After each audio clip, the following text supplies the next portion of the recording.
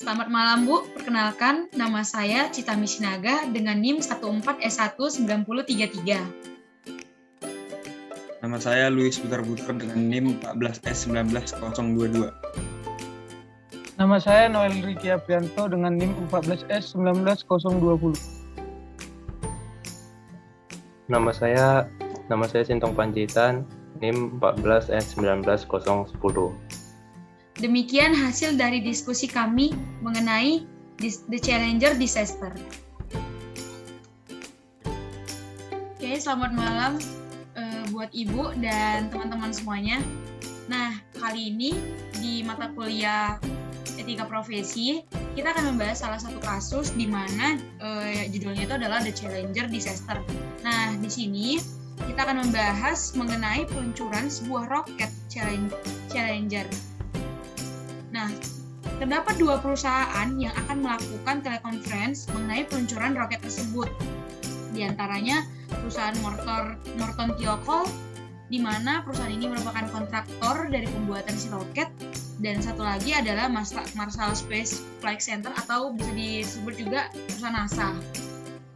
Nah, mereka ini di saat mau melakukan telekonferensi ternyata ada sebuah ketegangan. Mengapa? Karena ternyata pihak Morton Thiokol ingin membatalkan peluncuran roket ini besok. Terdapat sebuah permasalahan daripada O-rings yang terdapat pada si roket tersebut. Nah, dari pimpinannya sendiri sudah menyatakan dan sudah lebih paham mengenai masalah ini, dan beliau mengatakan bahwasanya kalau diadakan peluncuran akan memberikan akibat yang sangat fatal, dan beliau sudah memperingatkan sejak setahun sebelum peluncuran ini diadakan. Tetapi dari pihak NASA tersebut ingin sekali peluncuran ini diadakan besok. Akhirnya telekonferensi ini dijeda sementara. Karena apa?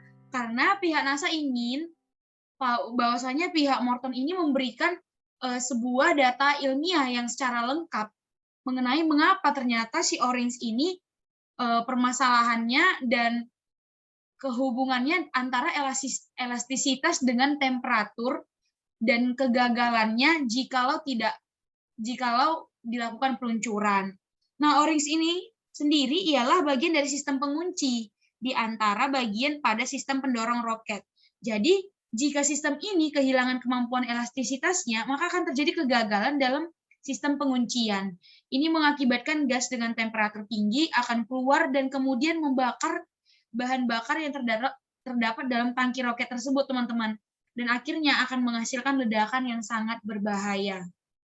Tapi tidak berapa lama, tetap saja pihak dari Morton tidak dapat memberikan data secara ilmiah mengenai kegagalan roket ini jikalau dilakukan peluncuran besok. Nah, karena mereka tidak dapat memberi, akhirnya mereka memutuskan secara dua pihak untuk diadakanlah peluncuran ini besok.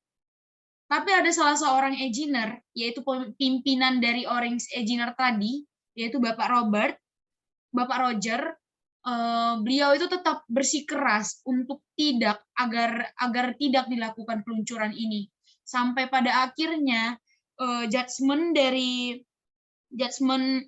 profesional judgement dari Bapak Roger ini ditolak. Tapi Bapak Roger ini bukan main-main mengatakan itu. Karena apa? Dia memiliki maksud, ada ternyata etika profesional, etika moral seorang engineer agar peluncuran roket ini dapat berhasil dan memang memberikan keselamatan ke semuanya, yaitu astronot yang akan berangkat pada misi penerbangan roket ini, peluncuran roket ini. Bapak Roger tersebut memang berpikir sampai ke keselamatan para astronot yang akan berangkat. Namun ternyata pihak dari NASA dan juga Morton akhirnya menyepakati bahwa peluncuran tersebut diadakan besok. Nah, teman-teman, akhirnya besok keesokan harinya ternyata tidak berapa lama, hanya sekitar 73 detik setelah peluncuran, pesawat Challenger ini meledakkan dan menewaskan 7 orang yang ikut dalam pesawat tersebut. Kecelakaan ini tidak hanya merenggut nyawa manusia, tetapi juga menghancurkan peralatan yang bernilai jutaan dolar dan juga menghancurkan reputasi NASA. Gimana nih, teman-teman? Menurut teman-teman nih, aku mau beri beberapa pertanyaan mengenai gimana sih tanggapan teman-teman mengenai kejadian ini. Nah, kira-kira ya teman-teman, kasus ini berkaitan nggak dengan masalah profesionalisme? Dan kira-kira kenapa? Ada yang mau jawab nggak? Dari aku dulu ya. Menurutku ini berkaitan dengan masalah profesionalisme, sangat berkaitan. Kenapa? Karena dari aku ya, menurutku dari pandanganku terhadap engineer tersebut, kan kita tahu seorang engineer ini ya harus memiliki ilmu yang di mana datanya itu pasti dan akurat. Jelas bahwa si engineer tersebut telah memprediksi adanya masalah pada O-ring roket Challenger tersebut. Dia tahu bahwa jika dipaksa digunakan O-ring tersebut akan mengakibatkan malfungsi pada roket tersebut. Nah, tetapi dia tidak membuat suatu kepastian data yang akurat. Dia hanya memprediksi, sehingga membuat para pelaksana kegiatan peluncuran roket ini gimana ya? Mereka tidak yakin akan keputusannya si engineer ini, gitu.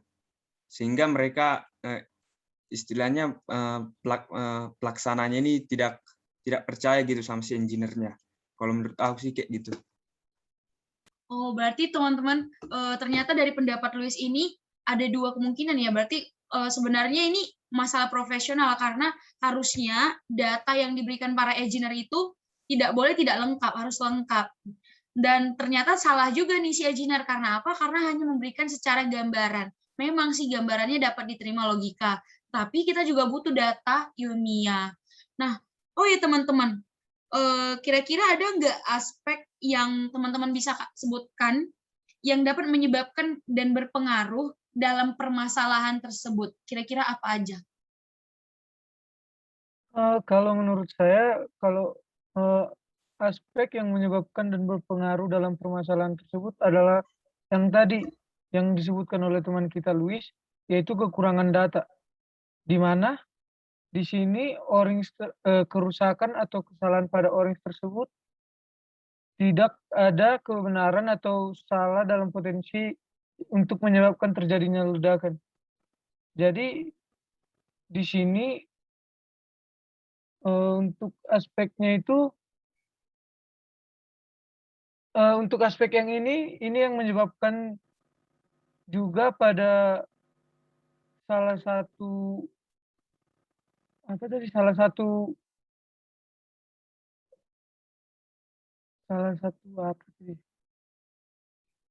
Salah satu partner atau Morton Thiokol tadi jadi mengambil keputusan yang tidak menyebabkan kerugian pada perusahaannya, begitu. Oke, berarti ternyata Morton Thiokol ini juga bingung juga sih sebenarnya, karena mereka memberi keputusan bahwasanya peluncuran ini dibatalkan, ada permasalahan dari O-ring-nya. Tapi terus di sisi lain mereka juga memikirkan untuk aspek di bagian pekerjaan atau proyek-proyek lain ke depannya jikalau mereka membatalkan. Oke, kalau misalnya teman-teman yang lain ada nggak mau kira-kira menambahkan apa aja lagi aspek yang menyebabkan dan berpengaruh dalam permasalahan tersebut? Oke, berarti kira-kira cuma itu aja ya teman-teman. Di bagian di aspek yang dimana si Morton Thiokol ini bingung, bisa dibilang juga bingung ya, memberikan keputusan, tapi pada akhirnya mereka memutuskan, dan di sisi lain di saat mereka memutuskan, mereka memikirkan proyek ke depannya. Nah, ternyata keputusan tersebut gagal dan menyebabkan ledakan terhadap si roket. Oke nih teman-teman, kira-kira ya teman-teman, apa kaitan permasalahan ini dengan profesi sebagai seorang engineer? Nah, aku matiin kamera ya, nge-lag soalnya. Yeah. Jadi, menurutku kan, setelah aku baca itu, pertama yang mau sorot itu si Morton Tiokolnya, kan. Di satu, apa ya, kayak dia itu kurang, apa ya, kayak labil dia dalam mengambil keputusan gitu kan. Menurutku kalau sebagai seorang engineer, dia itu harus, apalagi dia apanya ya, kayak udah besar lah gitu kan, perusahaan besar gitu. Bayangin lah perusahaan apa ya, luar angkasa space gitu kan, kerjasama dengan NASA. Berarti yang orang yang ada di dalam itu juga pasti orang-orang yang apa ya, bisa dibilang udah pinter lah, yang udah ilmunya pasti banyak lah ke situ kan. Kita aja belum tentu ngerti apa yang dibicarakan di sini. Jadi menurutku mereka itu agak labil dalam mengambil keputusan gitu kan. Kemudian permasalahannya lagi di pimpinan ring engineer-nya. Dia itu udah tahu ini masalah dari setahun yang lalu gitu kan. Kenapa masalah yang udah setahun ini nggak juga bisa selesai gitu kan. Dan sampai di 1 hari sebelum peluncuran juga belum juga selesai. Dengan kata lain, mereka nggak nanggapi masalah ini, sepertinya nggak ditanggapi dengan serius mungkin ya. Kemudian mengenai mereka bicara tentang yang apa ya, yang teori mereka inilah yang bilang kalau apa ya, kalau sistemnya ini sistemnya ini kehilangan kemampuan gitu, bakalan apa, terjadi kegagalan gitu kan. Kata mereka itu cuman masuk logika tapi nggak faktanya. Jadi menurutku sebagai seorang engineer itu kalau misalnya ngasih pendapat itu harus juga udah diteliti juga gitu kan. Kalau bicara tentang cuman diterima logika, menurutku cuman bisa kayak ke masyarakat biasa gitu loh.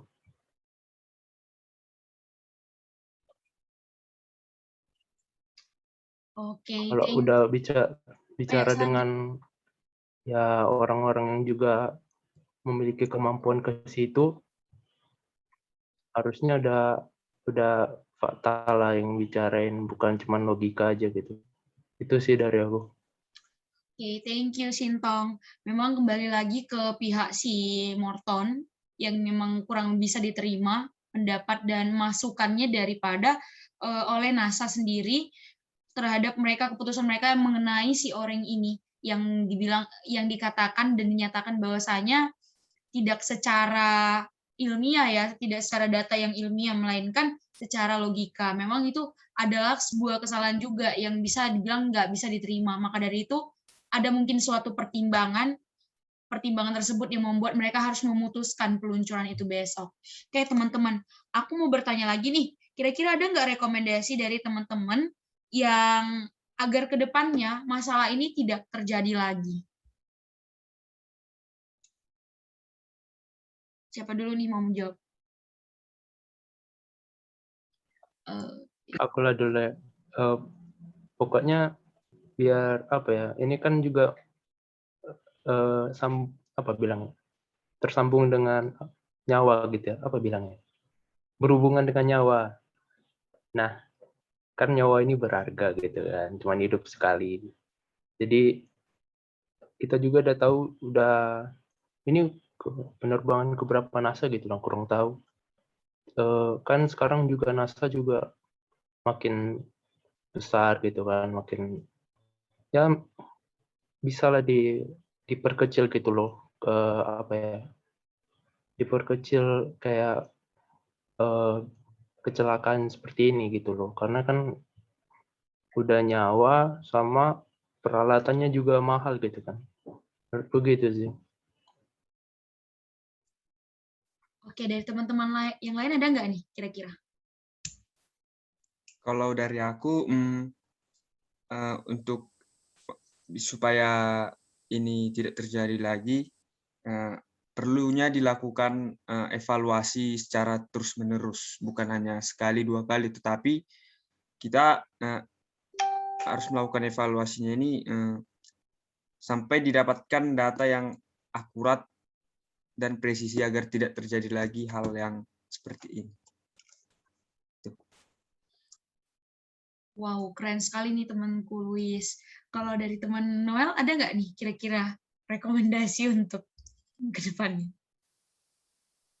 Kalau menurut saya sama yang dibilang dengan teman Luis, yaitu untuk sebelum kita melakukan uji coba, ada baiknya kita harus mendapatkan data yang akurat. Jadi kan tidak seperti ini, di mana menewaskan 7 orang kan, karena padahal sudah diingatkan dari awal, dan di sini juga dari pimpinan juga kan sudah mengatakan bahwa kerusakan ini dapat meledakkan, dapat membahayakan. Jadi ada baiknya dipertimbangkan lebih dahulu sebelum melakukan uji coba tersebut.